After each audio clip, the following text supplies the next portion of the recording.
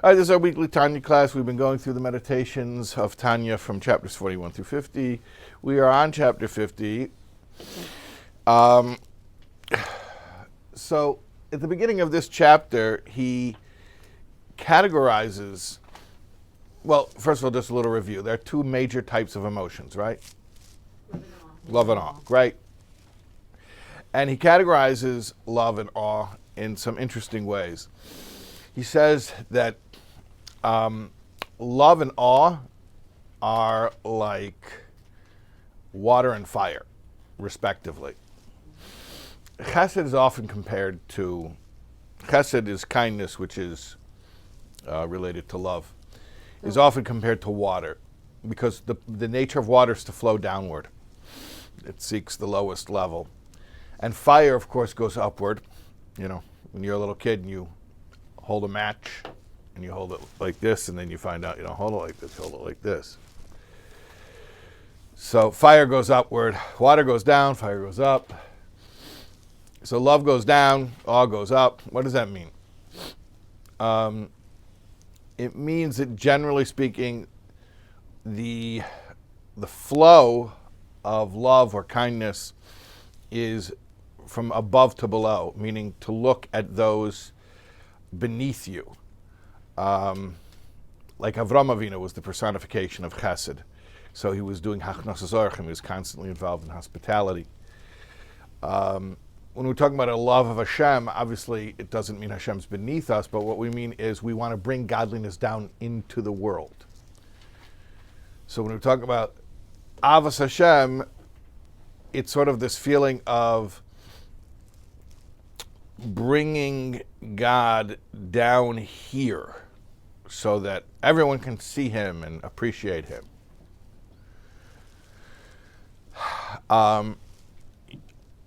Awe is the opposite tenuah, movement, trajectory. It's like fire above to below. I mean, below to above. It strives upward. He says that it's the difference between Kohanim and Leviim in the Beis HaMikdash, that the Kohen is Ish Chesed and the Levi is Gvura. And that's why the Leviim were singing, because singing is an expression of striving upwards, almost a form of escapism, transcendence. At any rate, so he says that love in general can be categorized by this downward thrust, but there's an exception. There's this love, he calls it a love like gold. And he calls it a love like gold. I think it's meant to be, I don't know what I'm saying with thinking. It's pretty apparent that it's meant to be. I know, unless I'm completely off my rocker, it's meant to be a double meaning. Because he says that the advantage of this type of love is greater than other types of love, like the advantage of gold over silver. You know, gold is more expensive than silver. But it's also gold compared to silver. Gold is like silver with a little fire in it. That's what makes it reddish. So imagine a love being generally like water or like silver, but this love has a little fire in it, which is normally characteristic of Gvura, normally characteristic of Yira, of the opposite axis. So what would that look like? So he says basically it's a love that instead of making you want to bring godliness into the world, it makes you want to leave the world behind. It's a form of love where you want to abandon your embodiment and become close to Hashem, even at the cost of losing your selfhood. Like asceticism? Asceticism? Well, asceticism, I'm not sure if asceticism describes an ideology or a practice, because we don't really do it. At least in Chassidus we don't do it. But I think asceticism is, maybe I don't understand asceticism, but I think the idea is like to punish the body, to like sort of remove it as an impediment. Here, in other words, like the body's an obstacle, I need to get it out of the way, and then I'll be able to be more spiritual.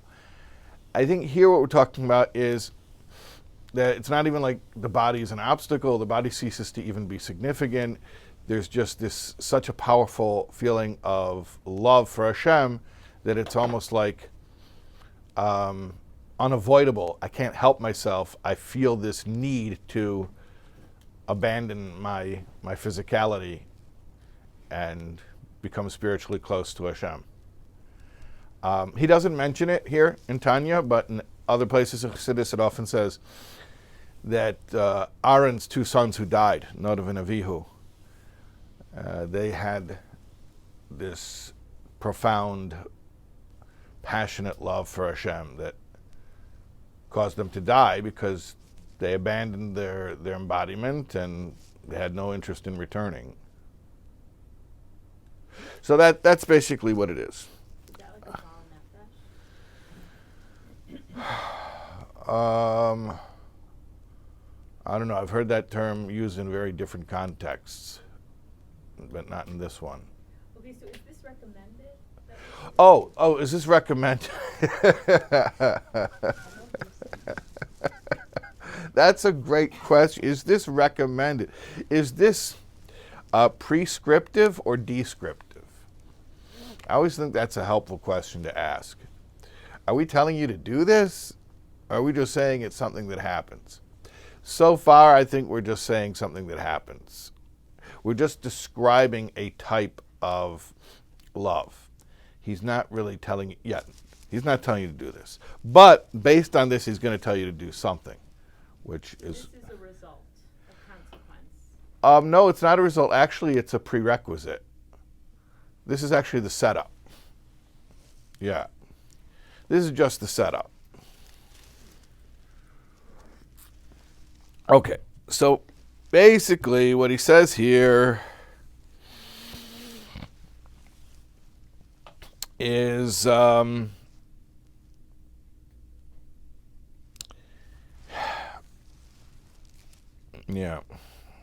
just going to read you some of the text. He does say v'efshel levar inyan zeh heitiv b'michtav. It's not really possible to explain this concept well in writing.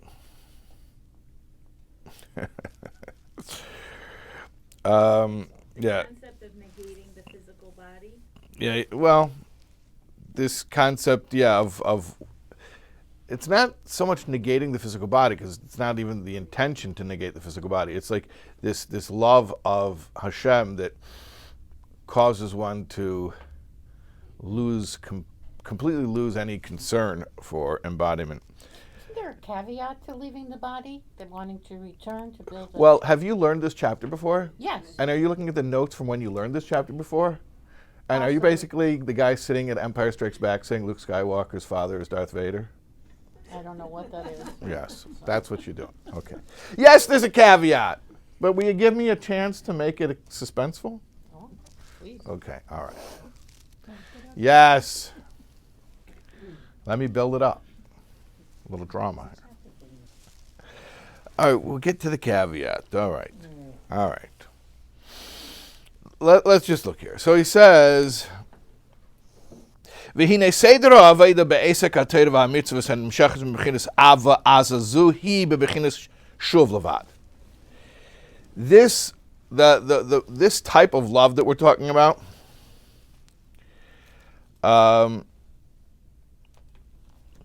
this fiery love,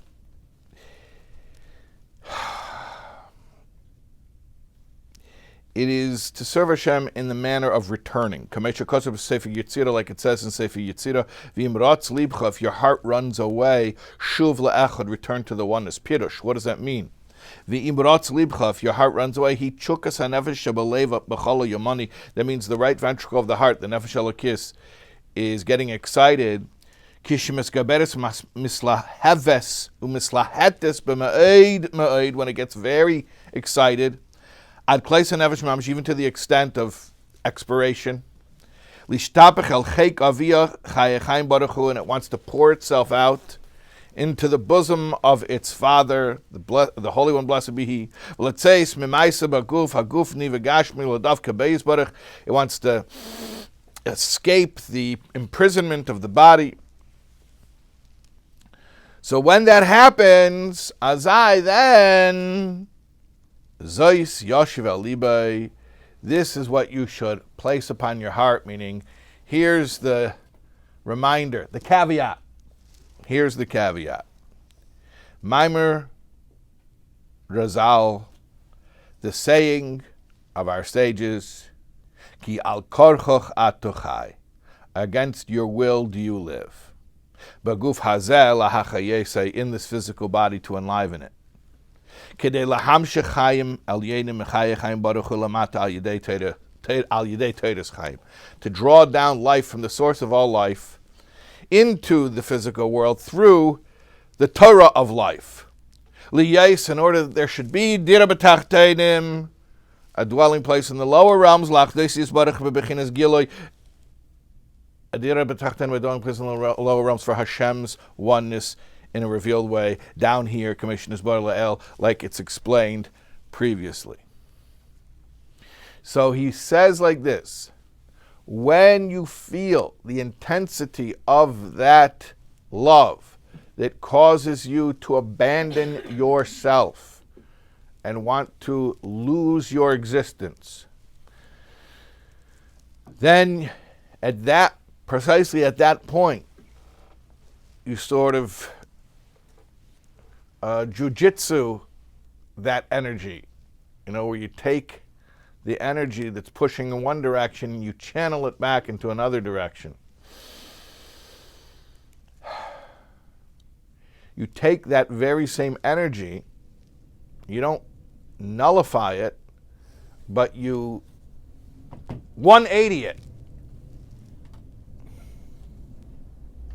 You ever heard people say, I've done a complete 360 on that issue?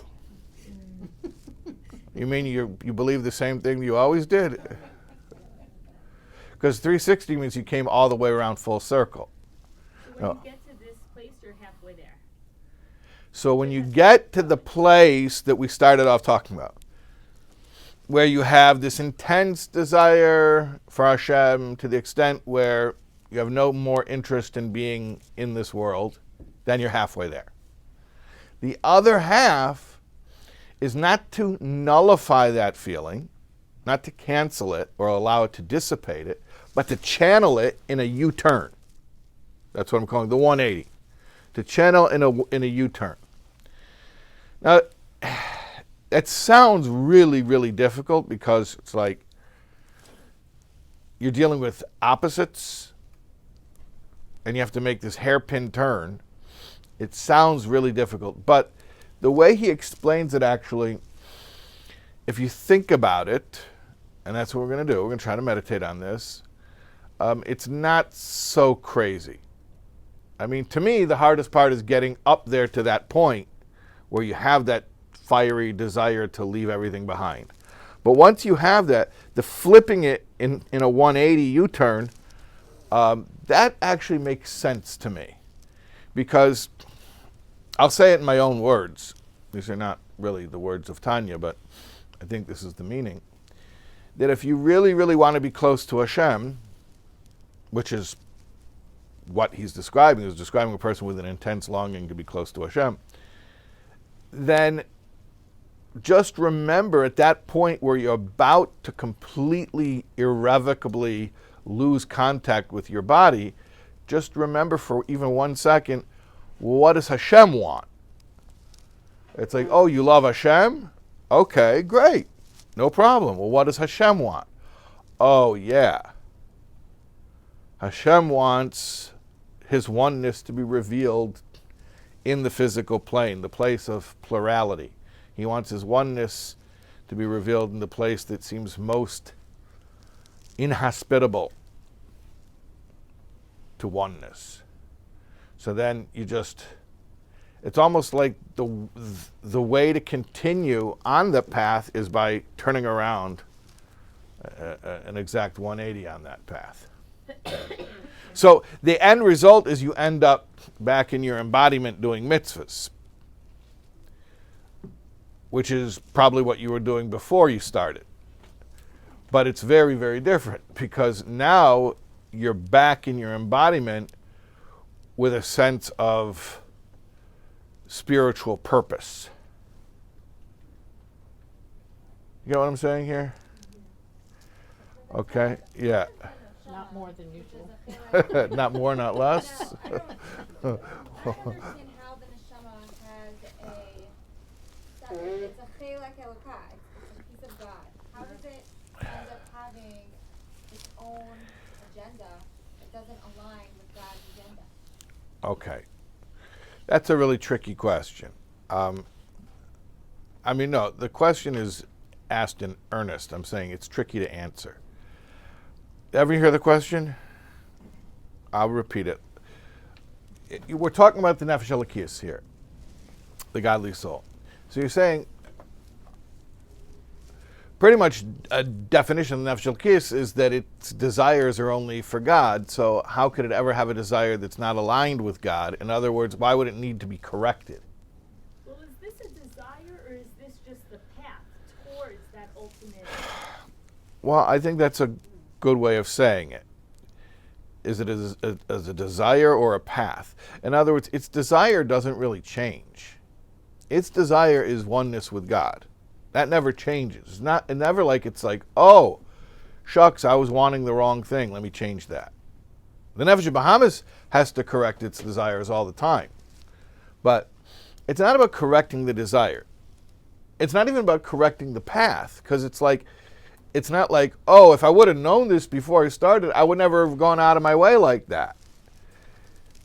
You can't get this You- without going. It's a process. And even though it seems like, well, hold on, if the end point is that you come back into your body, then you should have stayed. That's where you started. You should have stayed there.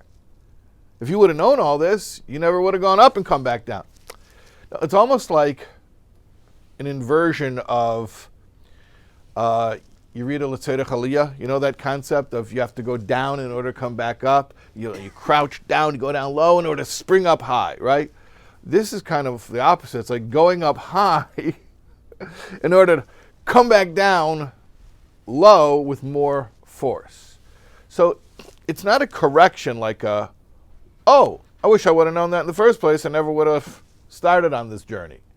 It's more like, here's the process. Here are the steps you go through. Step one, it depends how far you want to back up. But, we'll start with step one.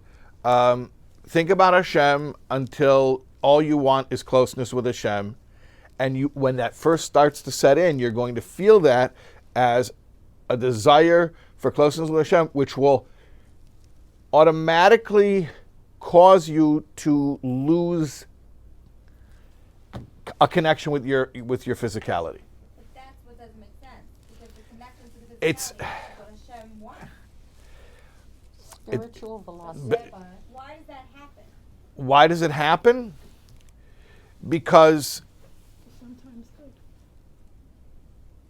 Rebbe, aren't there two souls? but we're only talking about one of them. That's a great answer, but we're only talking about one of them here. There are two souls. So the divine soul never changes. And if we were submitting and suppressing our divine soul, our animal soul, we wouldn't be going on wrong paths. Yeah, but we're not talking about it's not a wrong path. That's what I said before. We're not talking about an animal soul that goes on the wrong path and needs to be corrected. Look, It's like It's a introducing suffering to the soul. it's a dynamic process.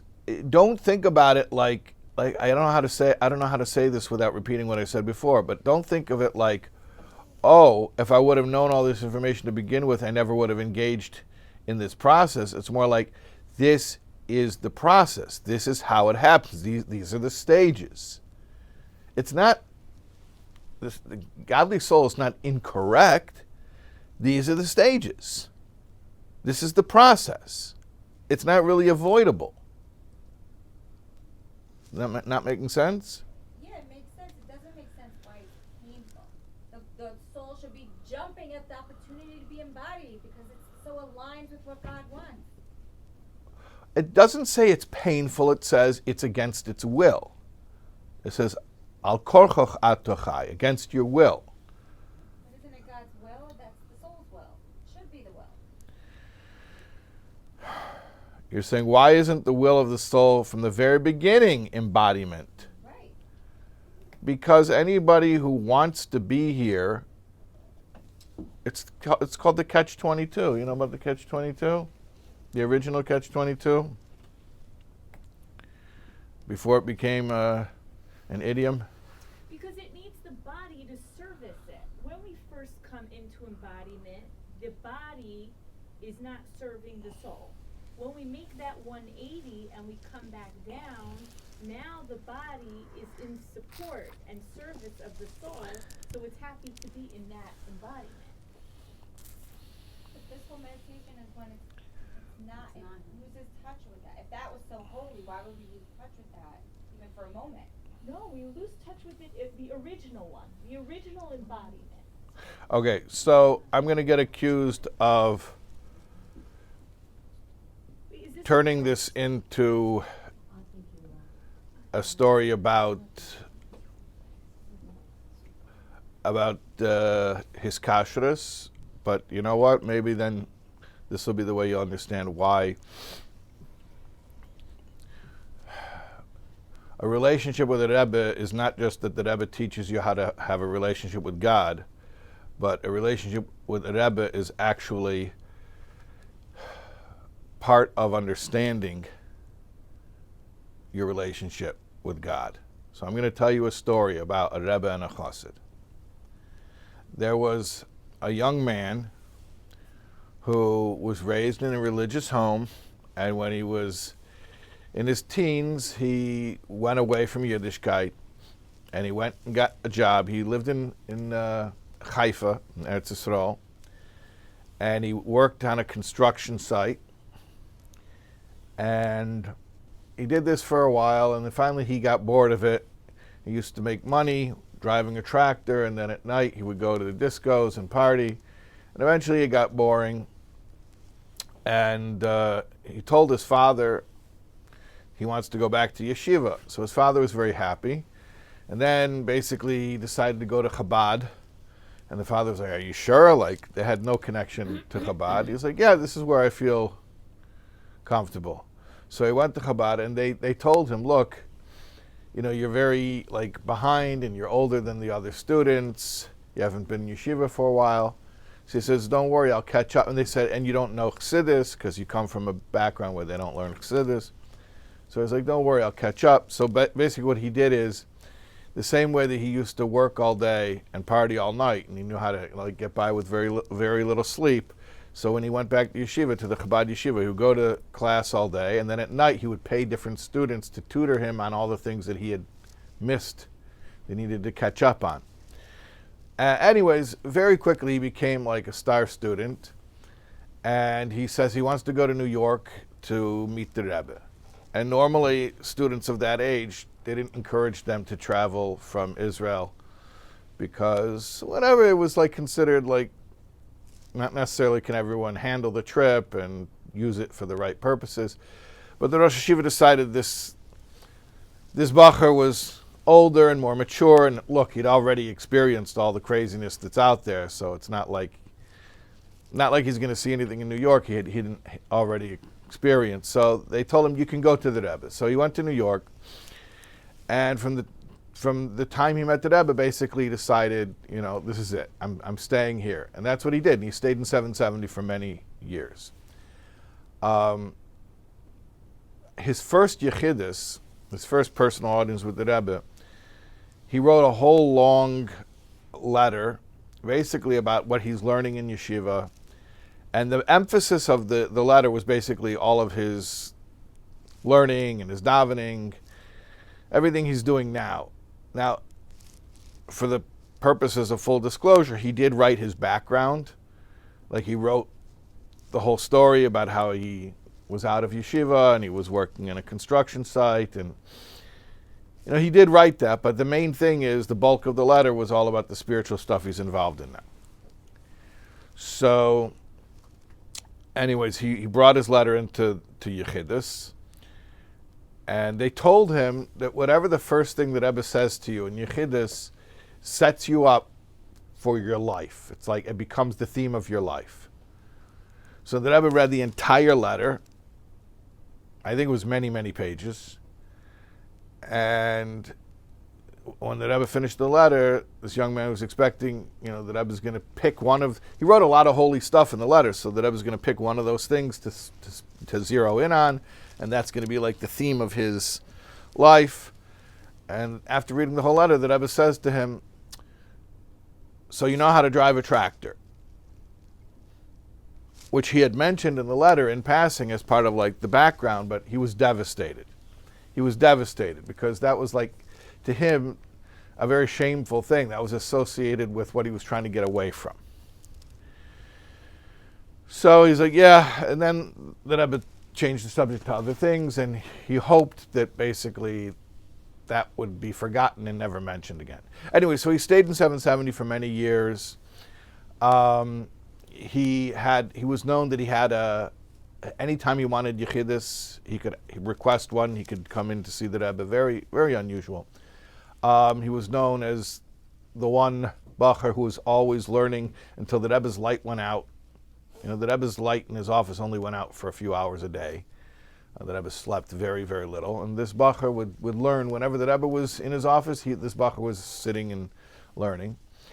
Okay, so finally came a day where the Rebbe, this young man was in Yechidus, and the Rebbe says to him, you need to go back to Haifa and get your job driving the tractor. So he started crying because it's not, he had spent years getting away from that. And the Rebbe told him he should go back there. So he started crying, and the Rebbe says to him, I don't know why you're crying. Either way, you got to leave now, because if I'm a Rebbe, then I know where your neshama belongs, and I'm telling you, you have to go get your old job back. And if I'm wrong, if I'm sending you to the wrong place, then clearly I'm not who you think I am, and why would you waste your life being next to me? You should go out on your own now, go find something else, go somewhere else. Anyways, it was very, very, very painful for him. But he took the orders and he left. Anyways, the long story short is... Is this Reuven Dunnan? Yeah, it's Reuven Dunnan, yeah.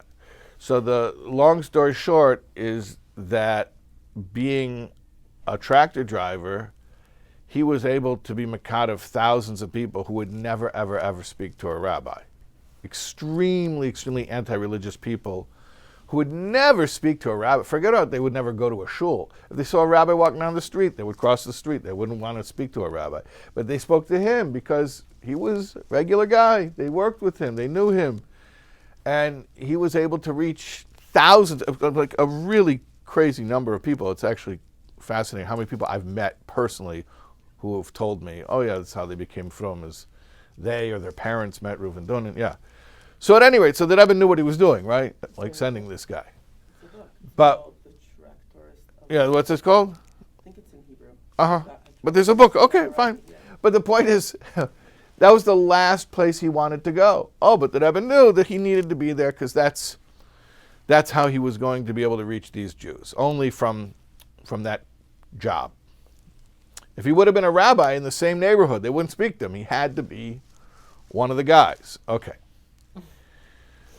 So the point of the story is not that, the Rebbe knew that this guy needed to be a tractor driver in order to be able to be makad of these anti-religious people. That's not the point.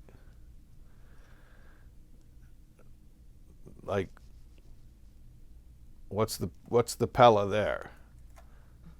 The Rebbe was very good at shluchim placement. Okay, like we know thousands of examples.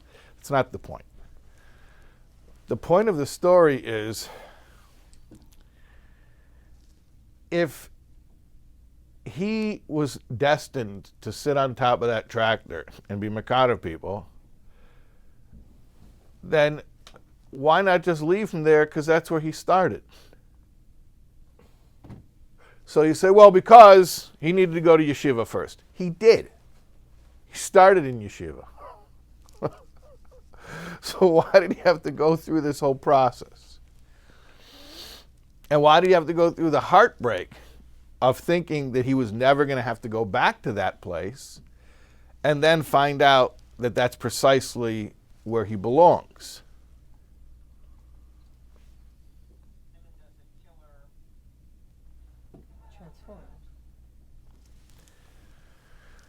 So I guess in the story, the tractor changed meaning to him.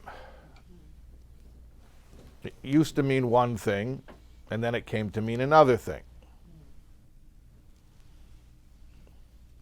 So for the Nefesh Elokis, embodiment changes meaning. The Nefesh Elokis never changes what it wants. It wants God. But at first, its relationship with the body, the circumstances of embodiment, think about how strange it is for the godly soul to be ripped out of its paradise in heaven and plunged into a body. So at first, embodiment is a disruption, and it really is a disruption, because compared to what it had before, its relationship with Hashem, the godly soul had a very nice relationship with Hashem in heaven, basking in the rays of godliness. And embodiment was disruptive of that. But then, when the godly soul becomes more integrated with the body, or maybe we should say the reverse, the body becomes more integrated with the godly soul and becomes more of like a hand-in-glove type relationship, where the body is a vehicle to express the godly soul's desire, which ultimately is God's desire. So then the godly soul feels differently about embodiment.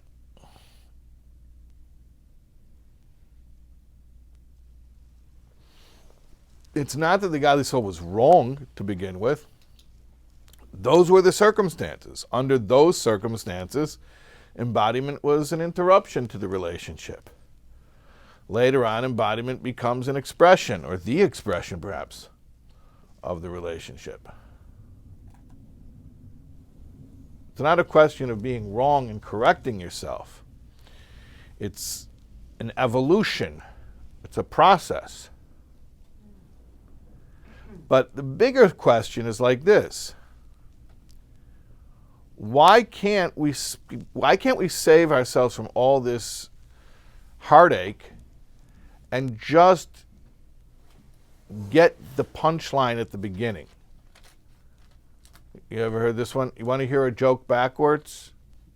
Okay, start laughing. Why can't we start with the laughing? Why not just get to the punchline first? If we all know the punchline, who doesn't know that this is where it ends? This is what I was saying before about the catch-22. What's catch-22? That you're stuck. What? You're stuck. What is the actual reference? Nobody even Googled it? No one bothered to Google it? I don't make these pop culture references to prove that I'm cool. Trust me. It wasn't in the footnote. It wasn't in the footnote? When we'll write up these shiurim, there's going to be some poor guy having to Google all these pop culture references and put links in to Wikipedia articles. Okay. The Catch-22, or the original Catch-22, is a novel by Joseph Heller, and it's about a guy who's in the Korean War, an American soldier, and he wants to leave. No, he's not in the Korean War. He's in World War II. Sorry. MASH was Korean War. He's in World War II. And he wants to... JFYI, I never read MASH or Catch-22, but you don't need to... No, MASH was Korea, for sure. It was Korea. Yeah, 100%. 100%, yes. Okay. Okay. So you can Google it right now. I'm good, yeah. Good. Right, you're the scholar. It Yeah, is- I'm the scholar of these references. Okay. So the main character, he wants to leave the army, and they tell him that only crazy people can, you get a Section 8, you can get thrown out of the army. But anyone who wants to leave the army is clearly not crazy. So if you want to leave, you're not crazy. But if you want to stay, then you're crazy, and then you have to go. What? You found it? Right. No, it's just World War II. I have green ones. You're looking up MASH and you're looking up I looked up Catch-22. I looked at Catch 22. Okay. Okay, well, So peace in the world. Okay. so no one could ever leave. That's the Catch-22. Is that the people who are supposed to leave can't leave, and the people who want to leave can't leave. Why is it So- Catch 22 and not Catch 23? I believe it's just a random number that adds to the absurdity of it. I don't think it's random. Yeah, okay. There's no random. So, but the point is like this, that if you want to leave, then you clearly are sane, and then you must stay, because only crazy people can leave. I'll tell you another story. There was a rabbi who spent his entire life focused on nothing but serving Hashem, to the extent where he avoided even the most basic physical comforts. He slept on a wooden bench in shul. He didn't even sleep in a bed. And at the end of his life, he was passing away. And Was he married? yes, he had an arrangement. His wife was okay with it. So he was passing away, and he was crying. And he was saying, I wish I hadn't slept on a bench, because I realize now that it depleted my body. And if I would have slept on a more comfortable mattress, or a mattress at all, I guess, maybe I would have lived another day. And in that day, I could have put on tefillin one more time. That's what he was crying about on his deathbed. Okay. So afterwards, the Chassidim were playing Monday morning quarterback, and they were analyzing this very heartsick episode. And they sort of, Chassidim have a penchant for the ironic. I don't know if you know that, but they do.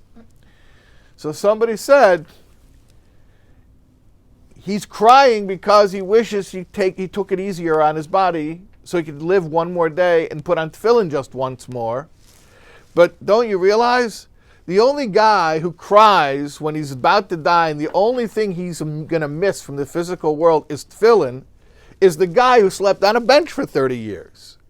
So in order to be the guy who says, oh, if only I could put on tefillin one more time, the only way to do that is to sleep on a bench for 30 years, which will make you probably die a little bit earlier than you would have, and then you're going to cry about all those days you missed that you could have put on tefillin. But the guy who sleeps in a comfortable bed and does live longer, and therefore can put on tefillin more days, that's not what he's crying about when he's leaving the world. By the way, you know the perfect classic Jewish joke to insert right here at this point. And if this were an evening lecture and not a class of serious students, I would at this point insert this story. You know, Catch-22. Murray's on his deathbed. It's always Murray or Bernie. Yeah. He's on his deathbed, and he smells something. What does he smell? He smells his wife's brisket. And he remembers all those Friday nights where Shirley served the brisket. Yeah. Or Ethel. Yeah, Ethel. And he says, to his wife, dear, I smell the brisket. Before I leave this world, could you bring it to me one last time so I could taste your exquisite brisket? She says, Murray, I'm sorry. It's for the Shiva. It's for after. Oh, that's for after. Did the rabbi Yeah. on the bench have children? Yeah. They slept on little benches next to him. Okay.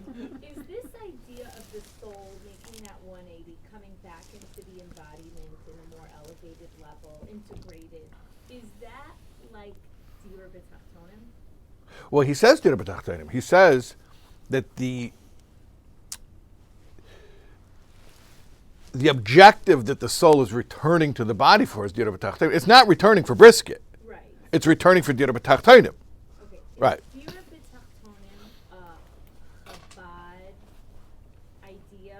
Is Dira B'Tachtonim a Chabad idea? No, but it would be disingenuous not to admit that Chabad emphasizes it a lot more than any other strain even within Hasidic Judaism. Like, did the Baal Shem Tov talk about Dira B'Tachtonim? Yeah, for sure. And that's why the Baal Shem Tov spoke about you mentioned asceticism at the beginning of the class. That's why the Baal Shem Tov rejected asceticism, and you have to support the body, integrate the body into the Avodas Hashem. Yeah. Because it seems like To be honest with you, just to sum up 9 generations of Chassidus in one sentence, yes, the theme of Dira B'Tachtonim became increasingly more emphasized, especially by the Rebbe. Yes. why?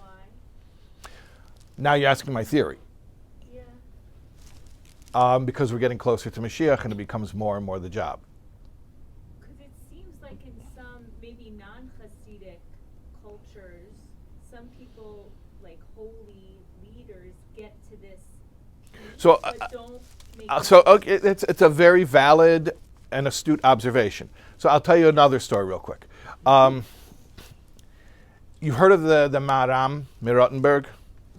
Yeah. It's a children's book. No. He was held for ransom. He was in a tower. No story. Okay, fine. Sounds like Rapunzel. Rapunzel, yeah, but he didn't have long hair. Maybe he had a long beard. I don't know. Okay. Rapunzel, Rapunzel, let down your hair. Yeah. Yes. I'm waiting.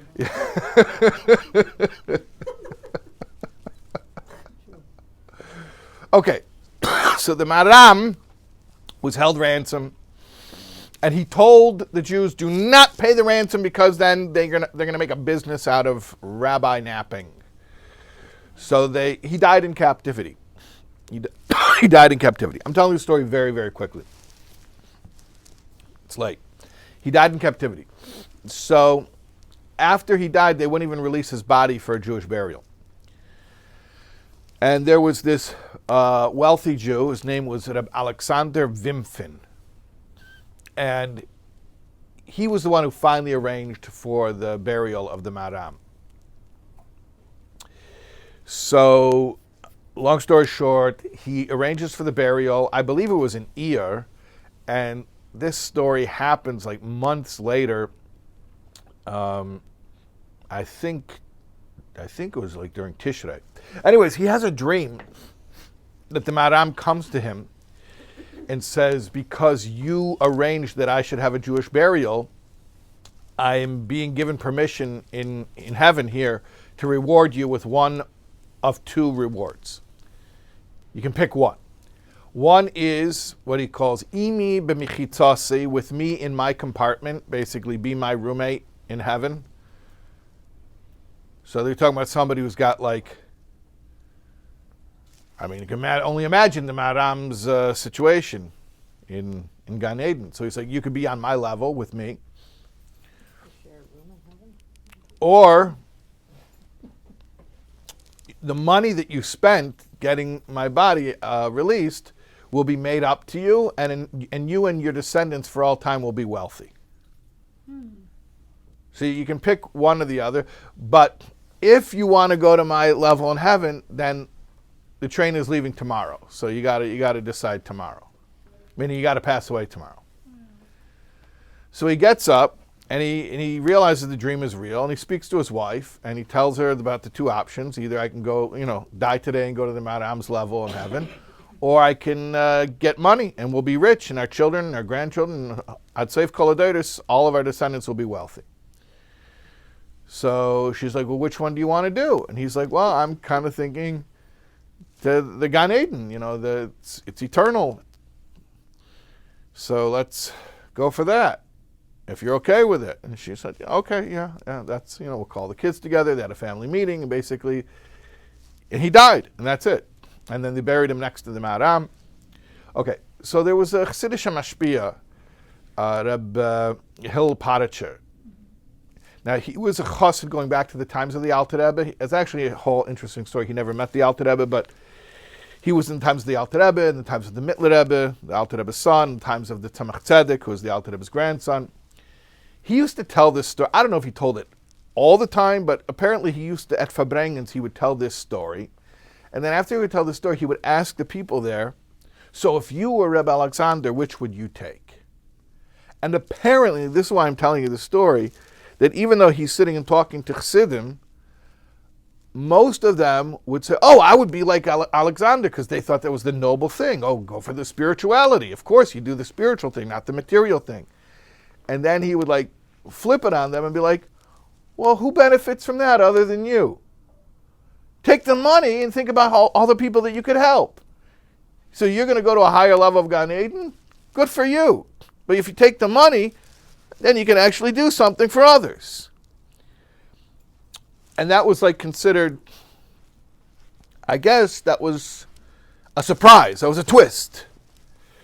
So I guess I'm answering your question by saying, yeah, it is an emphasis in Chabad, and it's become more and more of an emphasis, and it is unexpected.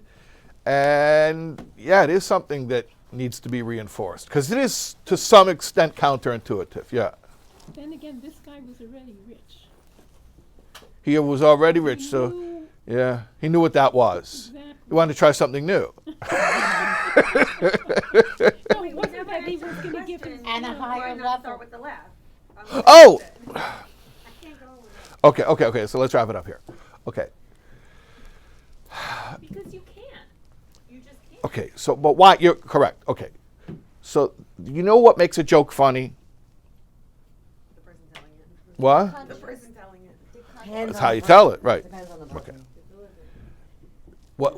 But delivery, yes. But I'm saying, so just say punchlines. Setup. Because it's unexpected. Unexpected, opposites, unexpected. It's the juxtaposition of setup and punchline. It's tension. Tension, release. Same thing with drama, by the way, is also tension, release. It's like this class. Yeah, I hope so. Which is why you don't walk in Empire Strikes Back and tell somebody that Darth Vader is Luke Skywalker's father. Because then there's no tension, release. Okay. So in your story, the Yeah. higher level of Gan Eden was still a room share. You What's- don't get your own room in Gan Eden? It's like Manhattan. Oh. So what's the tension in the first 180? Like in the first half? So the tension is like the story of Reuven Dunin. That tractor only becomes his shlichus when he doesn't want to be there. So that's what the Rebbe said to him. I don't get it. And now you got to leave. Because if I'm a Rebbe, I know where you belong. And it's far away from me. If I don't know where you belong, then you should want to go far away from me anyways, because who am I? I'm a guy who has bad ideas about your life. But the point is, it becomes his destiny when it's the last place that he wants to be. Is it the same question as why put us in the garbage heap in the first place? Is it essentially the same question? I hadn't thought of that, You know, Just to take us out of the garbage heap? so I but I would intuitively, the answer is yes. But so I have a question about that because I have an issue with that whole thing, the garbage heap and putting you there, and that whole thing. But on this, it makes so much sense to me. What's the difference then? Yeah, what's the difference? That's my question. Like for the spiritual progression, it makes sense, and I don't have a question of the soul doesn't want that. It makes sense. Like, okay, it needs this journey. Okay, so maybe this is the answer that you've been looking for. Now you have a model for it that works for you. But I think I have that, I understand the model, and my issue is why Hashem created that model. That I'm still finding. Spiritually, it makes sense, and I feel like I could swallow it. But when it's physically, when it's garbage heap and Mitzrayim, I can't. Okay, so all jokes have the same basic formula, but not everybody will laugh at the same jokes. Yeah, something popped up on your screen. It's okay. So I feel like, I guess the drama and the intensity in the spiritual realm, and then Some people will tell you that joke's not funny, I won't laugh at it. And other people will laugh at it. So Not everybody's great at telling over jokes. even the same joke teller. So for you, the story, every story is the same formula. Every joke is the same formula. I'm not thinking in terms of stories or jokes. I'm thinking. I know, but I'm saying that metaphorically. Yeah. Every conflict is the same conflict. Right. It's the blueprint that Hashem. It's the same paradigm. Sometimes you're comfortable with it. In other contexts, you're totally not comfortable with it. I would assume, a bold assumption, but I'm probably right, it's based on your experiences. Of That's why course. there's different meditations for different models. Perhaps. And different stages of life, maybe.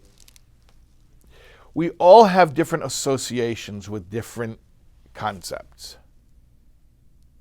Okay, yeah, maybe that's precisely why. Like, if this one triggers you the wrong way, okay, let's try. Well, isn't the whole point not to get stuck in the Mitzrayim, not to get stuck and looking at it more expansively so that you don't drown there, basically? Right, but Mitzrayim becomes a growth experience when you don't want to be there. But for the 4/5 who stayed there, it wasn't a growth experience. So, is Mitzrayim a growth experience?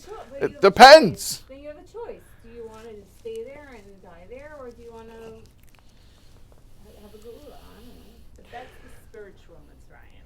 Right. I guess my issue is with the physical. When it's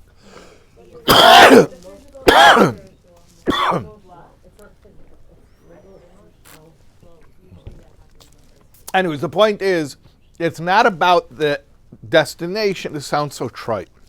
I hate being trite. It's not the destination, it's the journey. But it really is. It's so trite, but it really is. It's the process. Because you could just take a slice of that punchline and it doesn't have the value. It's all about the context. If the Reuven Dunan story starts with him already on the tractor and then he doesn't leave it and go back to it, and it's But not again, the Hashem story. Made it that way. Hashem could have made him in the chapter. Yes. And to a certain extent, Hashem is also going through this. But this is also Hashem's story, because you get asked the same question. If Hashem wants to do it so much, why didn't he just make it that way? And the answer is, well, he did, and then he was like, no, this isn't satisfying. Gan Eden originally was, originally, Adam and Chava were in Gan Eden. It wasn't good enough. And he said, you know what? Let's have you mess it up and then fix it. And then it'll be a Dira B'Tachtenim. When you messed it up and you fixed it. Which is also the same concept. That it has to be a process. It's not just the end result. It's the process. That's why you can't just say, you want to hear a joke backwards, start laughing. No, you have to go through the stages. But sometimes that process is too overwhelming for someone to even Yes. see that. Yes. Sometimes the setup for the joke isn't worth the punchline. not often, but sometimes it's when you come out of it. When you come out of it, and you reflect back. Right. Then you can then use that reflection and what you acquired for the next Mitzrayim. Because there's always another Mitzrayim. There's always these patterns repeat on higher and higher levels. Okay.